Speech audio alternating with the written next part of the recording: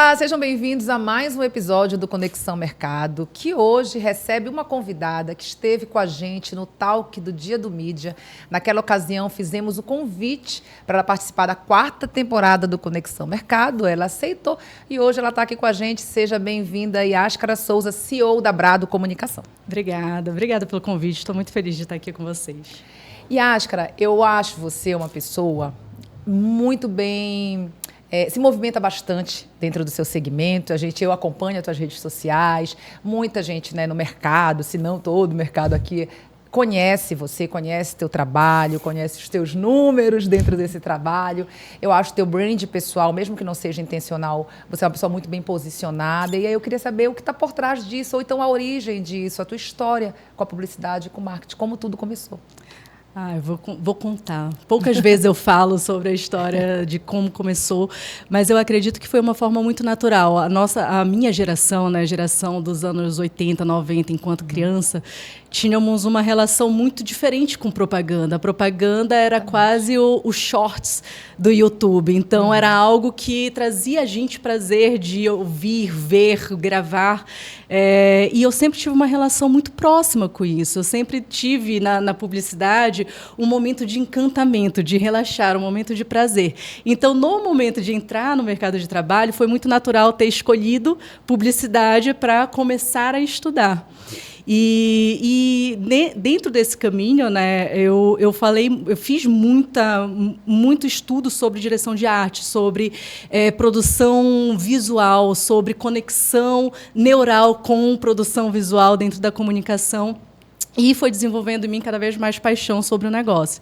Agora, um ponto assim, que é muito interessante, que eu realmente nunca tinha contado, e vindo para cá eu lembrei, foi como que eu entrei no mercado de publicidade, né? Como eu comecei a trabalhar. Eu era uma estudante de publicidade, e eu estudava na sala de algumas pessoas que são do mercado hoje, né? Estudava comigo o Uli Braga, o Thiago Mendes, que era o neto do Dr. Osvaldo, a Dina Batista, a Rafaela.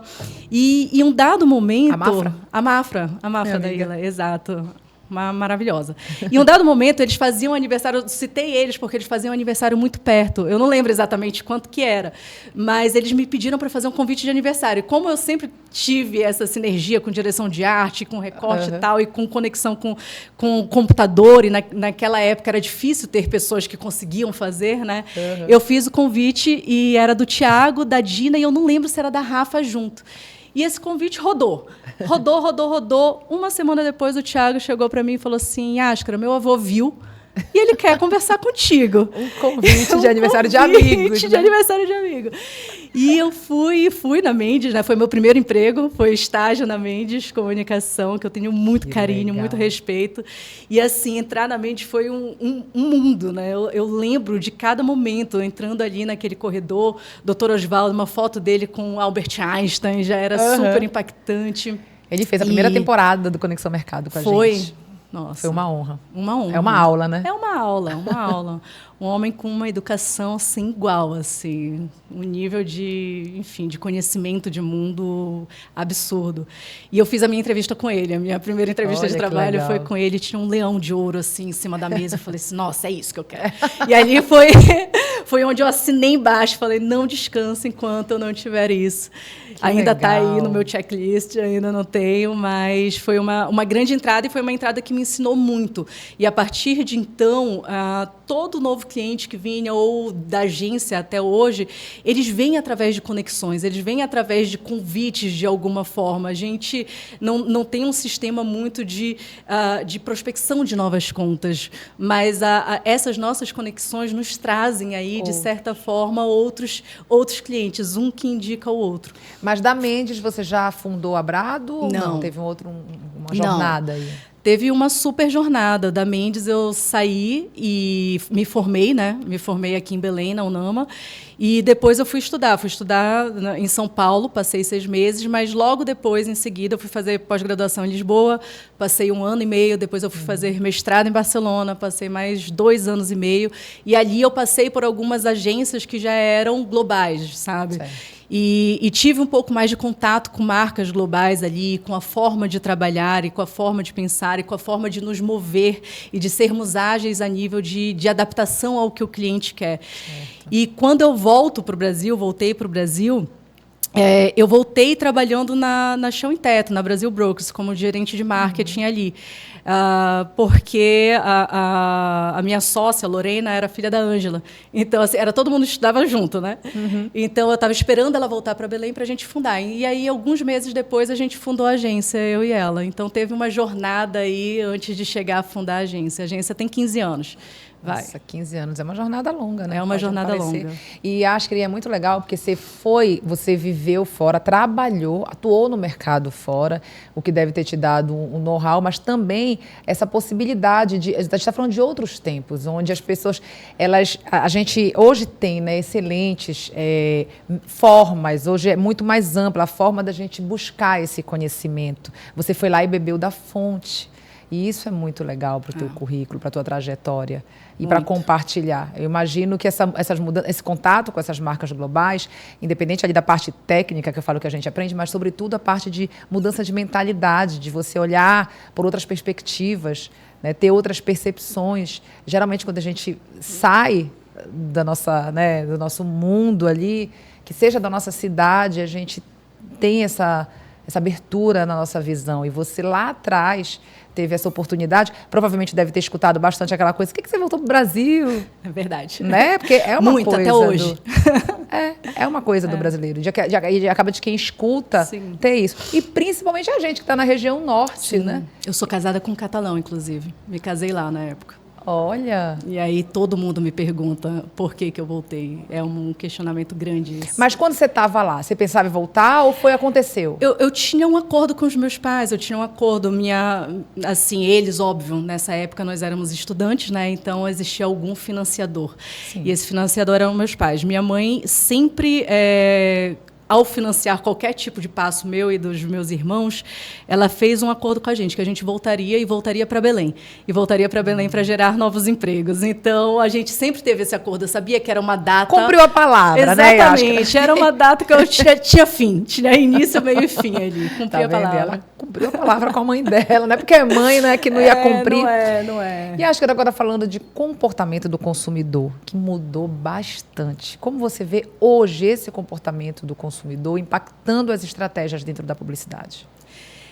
Existe 2 movimentos, eu acredito, que sejam muito disruptivos, né? O primeiro é a relação do novo consumidor com propaganda, onde, se antes a propaganda ela estava de braços abertos para o consumidor da minha época, da minha geração, hoje não, ela não é bem-vinda. Propaganda por propaganda não é bem-vinda. É algo a se passar, é algo a dar um clique, é algo a diminuir a janela. Se eu tenho autonomia, eu não sei, eu escolho não assistir. Exatamente. E esse é um grande desafio, porque se eu não tenho a atenção obrigatória daquele público... Tem que buscar de alguma forma, eu tenho que buscar de alguma forma a conexão.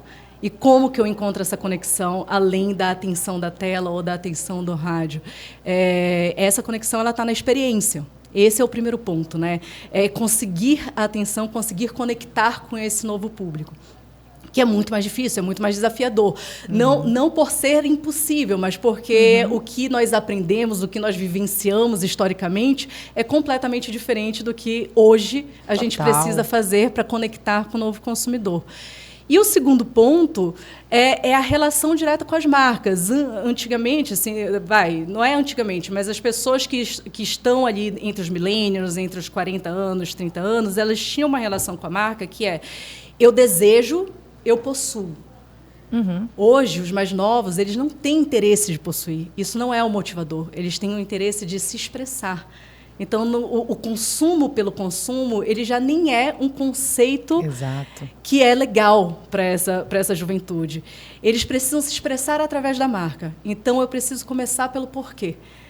Qual é o porquê dessa marca que conecta com o meu porquê? Porque eu quero usar as coisas que me representam. E não que eu quero possuir. E são formas de pensar diferentes e que nos trazem aí a ter um trabalho muito mais aprofundado para conseguir conectar com as novas gerações. E é isso mesmo. Eu tenho uma adolescente em casa, não sei se você tem filhos, eu tenho uma de 16 anos e é muito diferente. Eu olho para os meus 16, eu que já sou 40 a mais, e é muito diferente a forma de consumir. E aí que você falou, né? Antigamente a gente queria ver a segunda parte da novela, do filme que estava interessante, mas tinha que assistir todas aquelas propagandas para chegar nessa segunda parte do filme, né? Sim. Hoje não. Hoje eles fazem as assinaturas ali, se possível sem propaganda, mas se tiver uma propaganda, você, como você falou, aperta ali o dedinho, pula aquilo ali, então realmente tem que ser muito atraente, tem que gerar uma conexão. E detalhe, nos primeiros segundos, né? Nos primeiros Porque segundos. senão você pode não ter essa oportunidade. E talvez de forma despercebida. Assim, o Netflix faz muito isso, né? A Coca-Cola sempre fez. Sempre apareceu em filmes. Exato. Então, não é uma propaganda, é o posicionamento da marca dentro de uma cena específica. Realmente é um desafio muito, muito grande agora. E Ashkara, e tem estratégia de marketing, se tiver, quais são? Compartilha com a gente esse teu conhecimento, mais eficazes para posicionar uma marca no mercado? Tem. Para posicionar a marca, para construir uma marca dentro do mercado, o primeiro ponto hoje é começar pelo porquê. Se nós estamos falando de pessoas que precisam se conectar, a gente precisa ter um propósito muito claro pela marca para a gente conseguir conectar. Existe um livro que o título é Comece pelo Porquê. Muito e bom. Nesse livro, muito bom, Simon e nesse Sinek. livro aí, exato, ele explica sobre o fato de que as pessoas não se conectam com coisas, as pessoas se conectam com motivacional. Não é o que eu faço, não é o que a marca faz, mas o porquê ela faz. Então, assim, o ponto principal, primeiro ponto para qualquer marca se posicionar é ter um propósito claro, é definir um propósito claro. E depois, ser consistente na mensagem. A Ana Couto fala muito sobre isso, né? A marca faz e fala. Ela primeiro ela tem um propósito, depois ela age de acordo com o seu propósito. E depois ela fala qual que é esse propósito e qual que é esse porquê. Então, a mensagem consistente, ela precisa existir. Principalmente os jovens. Os jovens, eles não admitem mais incoerências. Exatamente, eu ia falar sobre isso. Tem que ter coerência, né? Tem que ter coerência. Eles não admitem mais incoerências. Eles não admitem uma marca que fala sobre sustentabilidade e o seu processo produtivo é completamente antissustentável, né? Não admite mais isso. E o próximo mercado consumidor, né, a geração Z, que vem aí para o mercado de trabalho, é uma geração muito mais justa e que realmente não vai admitir isso. Então, o primeiro ponto é o propósito, depois o segundo ponto é a consistência da mensagem e depois alinhar a campanha de comunicação, que é, de fato, a mensagem ser publicada em meios à experiência. O mercado da experiência ele vai crescer muito nos próximos anos. Certo. E me fala uma coisa, Ashkara, e se essa marca ela já existe, mas ela nunca fez nada disso, ela já está aí há um tempo no mercado, mas ela nunca olhou para esse porquê, e ela quer agora fazer isso. Como vocês orientam essa marca? A marca, ela pode nunca Seria ter um olhado. rebrand ou não? Não, o rebrand, ele entra num cenário em que a marca precisa mudar estratégia. Certo. Ou porque sofreu alguma crise de imagem, Certo. ou porque precisa entrar em novos mercados, ou com novos objetivos que não estão seria, alinhados. então, o caso de uma marca que já existe, mas ela quer gerar mais conexão, ela quer entrar nesse porquê. E eu te falo isso por quê? Porque eu escuto muitos empresários que já atuam há um tempo no mercado, mas nunca olharam para isso, olham isso como um novo, falar muito desse porquê, desse propósito, mas alinhado mesmo, com coerência ali, e não sabem por onde começar. Começam pela construção da marca verbal, né? Assim, eles não precisam rebrand, eles não precisam refazer uma construção de marca, eles precisam fazer a construção da marca de forma consciente. Então, a marca ela pode ter 15 anos de mercado e nunca ter feito um trabalho, Exato. mas ela tem um propósito. E esse propósito precisa ser encontrado. É como uma cultura empresarial. A gente pode não ter uma cultura escrita, mas a empresa tem a cultura. E a cultura é o que a gente vive todo dia. A marca é a mesma coisa. A marca é o que ela faz e o que ela é todos os dias. E isso precisa ser traduzido. Mesmo que antes, há 15 anos, não tenha acontecido, precisa identificar, traduzir E depois analisar se aquilo ali tem penetração de mercado, se é comprável, se é ok. Se não tiver de acordo, se não tiver alinhado, aí sim fazer reajuste de posicionamento. Aí é um reajuste de posicionamento. Não é um rebrand, é um ajuste de posicionamento. Muito legal. E Ashkara, quais são os aspectos mais importantes que a sua agência considera ao criar uma campanha integrada de marketing envolvendo aí múltiplos canais? O primeiro ponto dessa campanha integrada é ter clareza dos objetivos. Entender muito bem quais são os objetivos dessa campanha. E isso parece óbvio e bobo, mas não é. Existem objetivos de tamanhos diferentes a nível de quantitativos, existem objetivos de marca, existem objetivos de venda.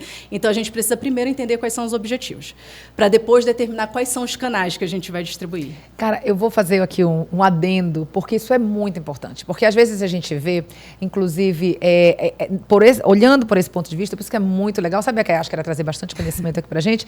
Mas porque, olha só, às vezes a pessoa ainda fala, quando você fala de definir esse objetivo, e existe, parece óbvio, mas o óbvio precisa ser dito, porque às vezes a pessoa ainda frustra, fala assim, não foi como eu esperava essa campanha, mas peraí, ela estava com um objetivo na cabeça, isso não teve clareza, não ficou claro e a campanha foi focada em outro.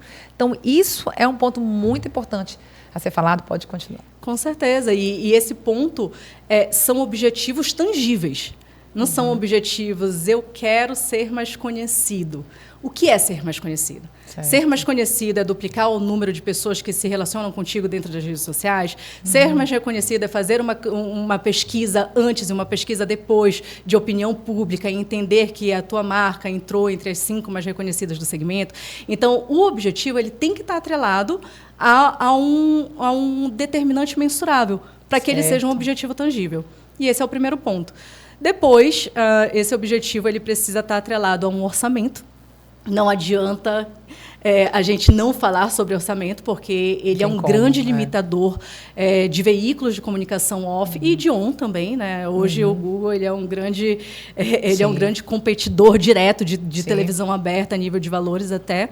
Então, a gente precisa ter um objetivo muito claro, a gente precisa ter uma verba muito bem definida e precisa entender quem é esse público.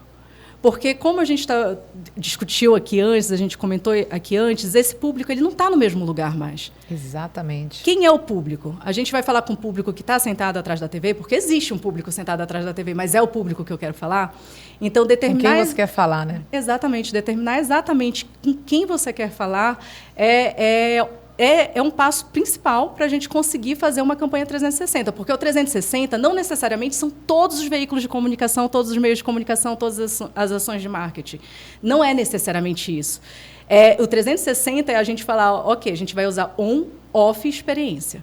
Como que a gente vai conectar isso daqui? E quais são os meios que a gente vai conectar? Não precisa ser todos, mas quais são os meios que a gente vai comunicar? Que às vezes tem meio que nem serve para aquela marca, que nem serve para aquela marca. E ela acha que precisa estar em tudo e nem precisa, né? Exatamente, tem meio que não serve. É muito legal. E aí isso daí é o quê? Reunião atrás de reunião para montar todas essas estratégias, né? Algumas reuniões.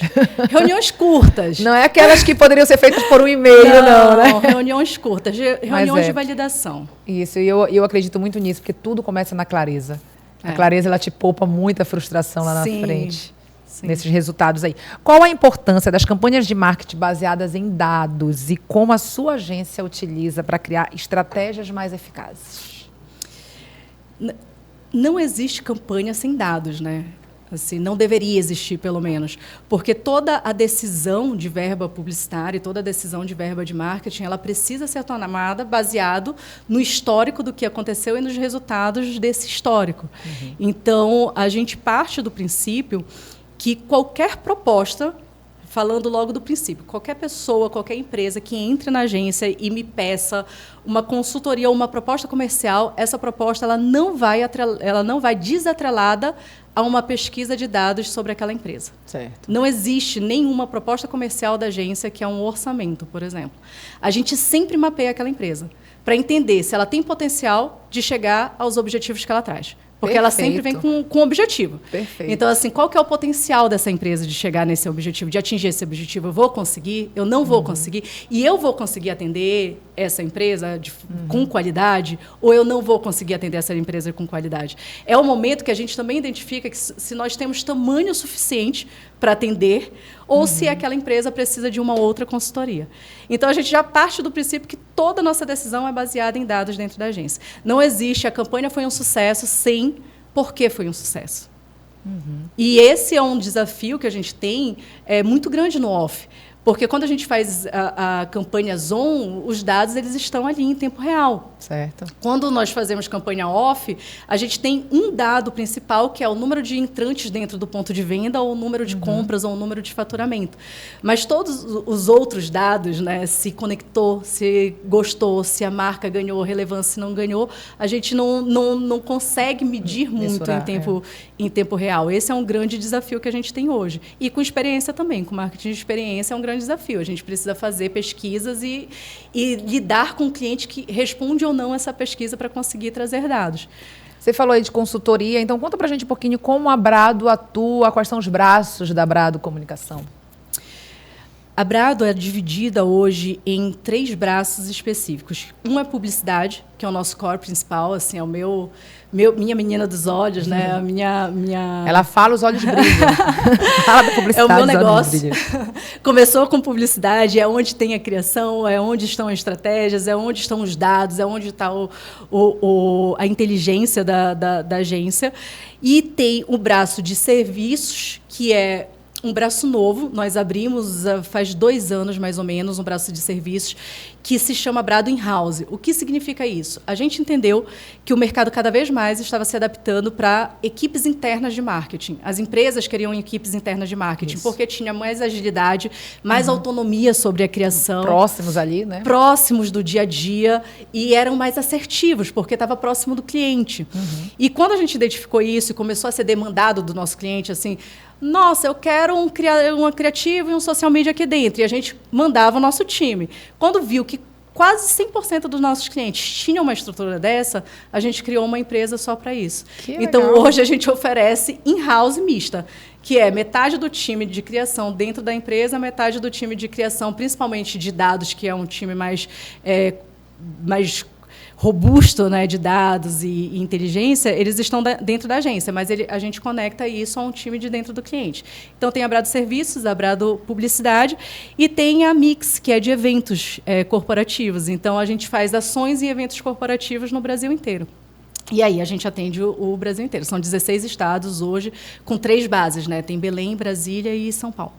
Muito legal. Essa questão da house que você falou, e foi uma decisão aí inteligentíssima, né? Porque eu vi empresas deixando contratos, se desligando de agência de publicidade, porque fez aquela house ali. Então, foi uma decisão, uma estratégia muito bem pensada e inteligente. Não perca o meu cliente. Não perca o meu cliente. Colocamos a house para você, né? Mandamos o nosso time lá. Isso daí é muito legal. E Ashkara, de que forma a publicidade tradicional está se reinventando? De todas as formas. Inteligência artificial, eu acredito que é um dos principais temas do ano de 2024, porque em um ano avançou muito em relação a esse tema. E embora as agências elas estejam se adaptando a nível de processos, a nível de segmentação, a nível de fluxos criativos, eu acredito que a inteligência artificial é o pilar principal para a gente trazer aqui, né? Ela não só virou um assistente de criação, mas ele virou um assistente de processos também. Eu estive agora em São Paulo em um congresso que só falava sobre inteligência artificial. E a Microsoft chama a inteligência artificial de Copilot. Não sei se vocês já escutaram falar sobre isso. Mas divide com a nossa audiência. É um conceito muito relevante, porque hoje existe essa discussão entre os publicitários, entre a minha criação vai virar um robô. Não é isso. A inteligência artificial mata a criatividade. Mata a criatividade, exato. E não é. A inteligência artificial ele é um copiloto. Ele é o teu copiloto, mas quem comanda és tu. E ele realmente é um grande facilitador de todos os processos de dentro de uma agência de comunicação. Desde o criativo, que é a grande discussão aí técnica, mas eu acredito que principalmente a nível de fluxos, a nível de processos. Hoje, por exemplo, na agência, a gente reduziu aí mais ou menos 80% do nosso tempo de prospecção de novas pessoas. Nossa. Porque a gente traz para dentro de uma inteligência artificial a análise do dado daquele currículo com match da nossa cultura empresarial. Então, isso, que é um tempo de leitura, né, ele foi reduzido. Então, por que não usar? Exato. Eu concordo. A gente teve essa discussão no meio do jornalismo, ela é muito forte também, principalmente por conta dos textos e tudo. Mas eu, pelo menos, eu sou uma defensora também, porque não é simplesmente jogar ali, você tem que saber fazer as perguntas. Então, tudo vai interferir nas respostas que ela vai te dar. E muitas vezes ela é só um start, é só uma clareada, poupa um tempo ali e você desenvolve. Eu não vejo, pelo menos, eu sei que racha ali, tem a turma que é contra, que acha que vai matar a criatividade, que vai deixar as pessoas preguiçosas. E não, eu vejo realmente como uma aliada. É um aliado. Eu vejo dessa forma. Quais são os maiores desafios ao criar campanhas que ressoam? Esse aqui eu quero, inclusive por ser mãe de adolescente, que ressoam com múltiplas gerações. É um desafio para a campanha, quando você está criando? Se tiver que ressoar com múltiplas gerações, essa mesma campanha, dá para fazer isso? Dá, mas é um grande desafio. Sem sombra de dúvidas, assim, é um grande desafio. Se alguém não acha, gostaria de ouvir essa pessoa, porque o ponto principal é que essas gerações elas não estão mais no mesmo lugar. Então, onde eu impacto a geração A, eu não impacto a geração B. E são linguagens muito diferentes. Então, imagina que se eu preciso de uma campanha que impacte a pessoa de 45 anos e a de 16, de 40 no caso, não sei, e a de 16, a 16 está no TikTok.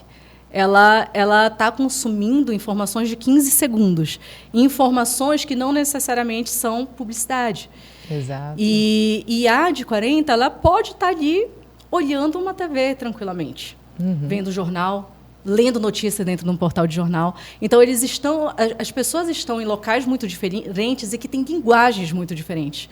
E essa adaptação entre a linguagem aqui, formal ou não formal, mas é uma linguagem o que me motiva, é completamente diferente do que motiva uma pessoa de 16 anos. Sim. Então, o trabalho, ele é múltiplo também, porque é o trabalho de pensar para A, para B, para C, ter uma mensagem para A, para B, para C, e ter um canal de comunicação para A, para B, para C, um meio diferente para cada um. Um desafio, né? É um desafio grande. Dentro da Brado, a gente está vendo aí o mercado de trabalho transgeracional, diferentes gerações trabalhando já juntas na mesma empresa. Dentro da Brado tem isso? Como é que vocês lidam? É um desafio também? Grande. Grande. E esse desafio, eu acho que é um desafio muito grande, assim, meu, enquanto gestora. Sim, imagino. Que venho também de uma história onde eu sempre fui a mais nova dentro do mercado. E, de repente, agora, eu sou de uma geração muito mais velha do que as pessoas que trabalham comigo. Então, eu preciso me adaptar a entender o meu papel nesse momento. Mas existe uma relação muito diferente de trabalho, uma relação de dedicação muito diferente. A forma que a gente trabalhava, que a gente trabalha, que a gente se dedica, os dos anos 80, a gente ainda faz essa diferença dentro da agência. A gente fala que dos anos 80 é um tipo de trabalho, do 90 para frente é outro tipo de trabalho, é outro papo. Mas o pessoal dos anos 80 é um pessoal que assim fala, cumpre e vai e vira e se esforça. E não porque vai ganhar mais ali no final das contas, mas porque faz parte da construção pessoal, né? Das motivações pessoais. Eu sou dessa geração e somos assim mesmo. De colocar uma camisa, de cumprir, de achar... Às vezes eu te confesso, Yáscara, que eu vejo atitudes dentro do mercado de trabalho, tá? Dessa geração aí mais nova, que eu falo, assim, e aí já meio que fazendo, assim, uma crítica, e até porque eu converso até com a minha filha sobre isso, eu falo assim, gente, parece que é tão mais difícil, um comprometimento em algumas situações, que é muito engraçado, eu conversando com meu marido, eu falei assim, mas na época que eu trabalhava, assim, eu falo do CLT, né? Hoje não sou mais CLT, mas eu falo quando era CLT, nesse mercado tu vê muita diferença. A gente morria de medo de chegar até um pouquinho mais atrasado, porque, né, cumpria o horário muito certinho, cumpria a demanda ali. E é como você falou, eu até usei a palavra medo, nem é medo, mas é realmente aquela coisa do comprometimento. E eu vejo hoje muito dessa geração uma coisa mais solta, digamos assim, sabe?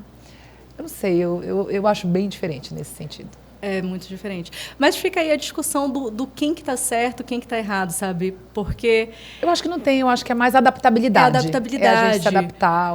Porque há muitas críticas, mas é uma geração que também está tirando o peso das costas do possuir. Total. Total. E mudando a nossa ótica, o jeito que a gente olha para a forma de trabalhar. Completamente. Entendeu? Para a forma de trabalhar. Eu posso trabalhar com uma escala reduzida, eles trouxeram muito isso. Eu posso trabalhar e ser muito mais produtiva. E ser feliz. E ser feliz, exatamente. E viver. Para que eu preciso comprar um apartamento financiado em 20 anos e ter essa carga dentro das minhas costas, se eu posso alugar e me juntar com meu namorado e viver feliz e viajar? Exato. Então, é uma forma de ver diferente, total, mas que eu não vejo com críticas, eu vejo muito com adaptabilidade, realmente. A gente, na nossa gestão, porque dentro da minha gestão são 3 diretores e todos nós somos dos anos 80, nós levamos muita lição em relação a isso, sabe? De falar assim, quando a gente pensa em se revoltar, a gente pensa, cara, mas peraí, né? Estou aprendendo aqui. Eu acho que essa coisa das gerações juntas ali, eu acredito muito nisso. Tem um aprendizado muito grande dentro disso. E acho que agora eu queria, para a gente finalizar, eu queria que você deixasse para a nossa audiência, a gente tem muitos estudantes de publicidade que acompanham o Conexão Mercado, que mandam para a gente muito... eu recebo muito e-mails de feedbacks do Conexão Mercado, estudantes de publicidade, de comunicação, querendo ou não é um produto institucional aqui do Grupo Liberal, então a gente tem essa turma muito grande. Então eu queria que você deixasse para eles aqui o que está acontecendo pelo Brasil. A nível de eventos, por exemplo, eu vejo que você se movimenta muito. Olha, acho que esse evento seria importante aí para a tua jornada, mesmo que já tenha acontecido, mas deixar aí algum perfil do Instagram, alguma pessoa que te inspira, que seja uma referência para você e que você acha que vai somar, agregar para eles. Um livro. Eu adoro dicas de livro, já quero saber o que a Yáscara está lendo. Olha só, eu acredito que tem muitos portais assim, para os estudantes que gostam de ler coisas curtas, notícias curtas, o Meio Mensagem. Hoje, ontem e sempre, é um grande portal aí do mercado publicitário e ele traz muitas notícias e super atualizadas em relação a tudo, em relação a dados de audiência, a mercado de consumo. E ele é um portal super acessível, tem no Instagram, eu acho que é legal acessar ali, o próprio Mark, que é um concorrente direto, mas é uma grande fonte aí de informação. A nível de eventos, o Brasil ele é um grande produtor de eventos, né? E cada vez mais. Então, assim, eventos de digital aos montes, não dá nem para elencar eventos de digital. Eu acabei de chegar, fazer ali uma curadoria. Eu acabei de chegar do Conarec. Conarec é um evento de atendimento e CX, experiência do consumidor. Isso tem aos montes também. Assim, São Paulo, muito mais, em Belém começa a entrar por conta da COP30 no cenário aí de eventos. Eu indico muito esse livro, Comece pelo Porquê, porque eu acredito que hoje, para conectar com as marcas, esse tema está super atual, então precisa ser lido. Eu estou lendo agora O Novo Poder, é interessantíssimo, se tu quiseres ler. O Novo Poder trata sobre a mudança do poder de mãos. E aí fala sobre essa nova sociedade que tem acesso à internet, que começa a ter poder tanto de criar a sua própria história, os artistas, enfim. É super interessante, é um livro de antropologia aí, mas é super leve de ler. E eu acredito também, assim, trazendo para o mercado paraense, que existem algumas iniciativas hoje que são muito ricas. Assim. Por exemplo, o próprio Sebrae, que traz muitos cursos, que são cursos gratuitos e são cursos de formação, super práticos. Então, para a galera de publicidade, existem muitas ferramentas ali, inclusive a inteligência artificial tem. Então, é um ponto aí que é uma ferramenta legal de ser utilizada. E os veículos de comunicação local. Assim, eu acredito que cada vez mais aqui os veículos estão falando sobre um tema que vai ser o tema dos próximos meses e do próximo ano, que é ESG e tudo relacionado ao marketing verde. As pessoas não entendem muito bem qual é esse conceito e o Pará vai mostrar para o mundo qual que é esse conceito, né? Então, seguir aí as redes sociais daqui, de vocês, do Liberal, do Grupo Liberal, acho que é importantíssimo para estar antenado. Legal. Yáscara, eu te admiro pra caramba, porque eu acho uma mulher que, além de linda, é inteligente, que agrega. Pra mim foi uma honra bater um papo com você no dia do Talk, do dia do Mídia. Já te conhecia do mercado, de nome. Te receber aqui também, porque eu imaginava que você ia trazer muito conhecimento pra gente. E como mulher, eu queria saber, você desconecta em algum momento? Dá pra desconectar? Consegues desconectar? Olha, eu tenho 3 filhos. Tu me perguntaste se eu tinha filho, eu tenho 3 filhos. Eu não tenho como não desconectar com 3 crianças dentro de casa. Esse é um exercício que eu faço e que realmente me traz aí um pouco de equilíbrio dentro do meu dia a dia, dentro da vida. Quando eu estou com eles, eu estou com eles. É uma desconexão aí do mundo. Mas, realmente, o meu tempo de dedicação e de envolvimento com o mercado, com o trabalho, ele é bem alto dentro do meu dia a dia. Mas eu consigo desconectar. Meus filhos me desconectam aí E faz bem, né? Até para a mente, né? Com certeza. Para trazer ali... Saúde mental, que é, sobretudo, o mais importante. Deixa pra gente a rede social, a sua, a da Brado Comunicação. Pronto, a minha rede social é Yáscara Souza e a da Brado é Bradocom. Sigam, por favor. Sigam para adquirir mais conhecimento aí, de saber o que está rolando no mercado. Yáscara, muito obrigada pela tua vinda até aqui. Eu sei que você arranjou um tempinho ali na tua agenda. Eu te agradeço muito por ter vindo aqui. Obrigada, foi um prazer. Prazer foi nosso. Para você que nos acompanhou, muito obrigada e até a próxima.